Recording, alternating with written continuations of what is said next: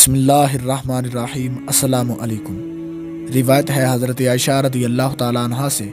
فرماتی ہیں کہ رسول پاک صلی اللہ تعالیٰ علیہ وآلہ وسلم جب ہم میں سے کوئی بیمار ہوتا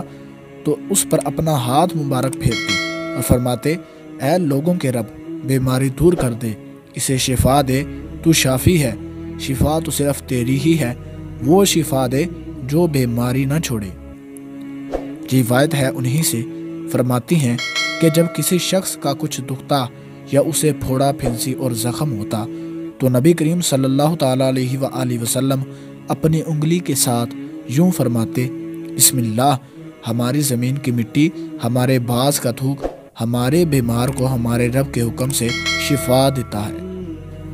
روایت ہے حضرت عثمان ابن ابی العاص رضی اللہ تعالیٰ عنہما سے کہ انہوں نے رسول پاک صلی اللہ تعالیٰ علیہ وآلہ وسلم کی خدمت میں درد کی شکایت کی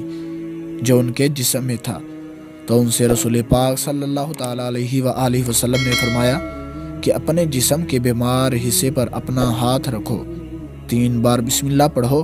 اور 7 بار یہ دعا پڑھو، میں اللہ کی عزت اور اللہ کی قدرت کی پناہ لیتا ہوں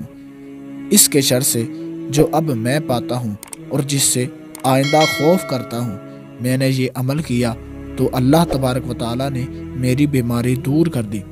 دوستو، اللہ تبارک و تعالیٰ سے دعا ہے کہ اللہ رب العزت ہمیں ان احادیث پر عمل کرنے کی توفیق عطا فرمائے۔ ملتے ہیں کسی اگلی ویڈیو میں، تب تک کے لیے اللہ حافظ۔